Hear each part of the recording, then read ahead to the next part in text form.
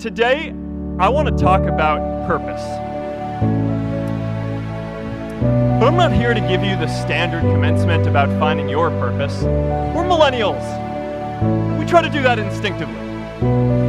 Instead, I'm here to tell you that finding your purpose isn't enough. The challenge for our generation is to create a world where everyone has a sense of purpose. One of my favorite stories is when JFK went to go visit the NASA Space Center and he saw a janitor holding a broom and he asked him what he was doing, and the janitor replied, "Mr. President, I'm helping put a man on the moon." Purpose is that feeling that you are a part of something bigger than yourself, that you are needed, and that you have something better ahead to work for. I remember that night I launched Facebook from that little dorm in Kirkland House. I went to Noakes with my friend KX, and I remember telling him clearly that I was excited to help connect the Harvard community, but one day someone would connect the whole world. The thing is, it never even occurred to me that that someone might be us. We were just college kids. We didn't know anything about that. There were all these great big technology companies with all these resources, and I just assumed one of them would do it. But this idea was so clear to us that all people want to connect. So we just kept working on it, day after day after day. And I know that a lot of you are going to have your own stories just like this.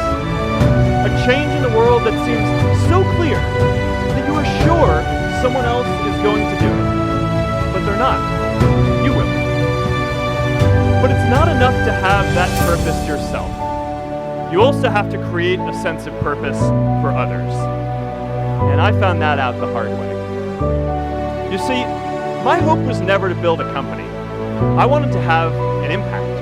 And as all these people started joining us, I just assumed that that's what they wanted to do too. So I never took the time to explain what it was that I hoped we built. A couple years in, some big companies wanted to buy us. I didn't want to sell. I wanted to see if we could connect more people. And we were building the first version of Newsfeed at the time, and I thought, if we could just launch this, it could change how we all learn about the world. Nearly everyone else wanted to sell. Without a sense of higher purpose, this was their startup dream come true, and it tore our company apart. After one particularly tense argument, one of my close advisors told me if I didn't agree to sell the company right now, I would regret that decision for the rest of my life. Relationships were so frayed that within a year or so, every single person on our management team was gone. That was my hardest time leading Facebook. I believed in what we were doing, but I felt alone. And worse, it was my fault. I wondered if I was just wrong, an imposter, a 22-year-old kid who had no idea how things actually worked.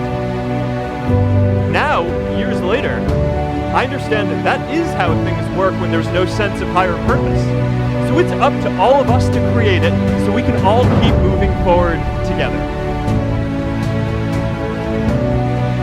It's really good to be idealistic, but be prepared to be misunderstood. Anyone working on a big vision is going to get called crazy, even if you end up right. Anyone taking on a complex problem is going to get blamed for not fully understanding it, even though it's impossible to know everything up front. Anyone taking initiative will always get criticized for moving too fast because there's always someone who wants to slow you down. In our society, we often don't take on big things because we're so afraid of making mistakes that we ignore all the things wrong today if we do nothing. The reality is, anything we do today is going to have some issues in the future. But that can't stop us from getting started. So what are we waiting for? It is time for our generation defining great works. Facebook wasn't the first thing I built. I also built chat systems and games, study tools and music players, and I'm not alone. J.K. Rowling got rejected 12 times before she finally wrote and published Harry Potter. Even Beyonce had to make hundreds of songs to get Halo. The greatest successes come from having the freedom to fail. Every generation has its defining works. More than 300,000 people worked to put that man on the moon, including that janitor. Millions of volunteers immunized children around the world against polio, and millions of more people built the Hoover Dam and other great projects. And now it's our generation's turn to do great things. Now I know, maybe you're thinking, I don't know how to build a dam. I don't know how to get 1 million people involved in anything. Well, let me tell you a secret. No one does when they begin. Ideas don't come out fully formed. They only become clear as you work on them. You just have to get started.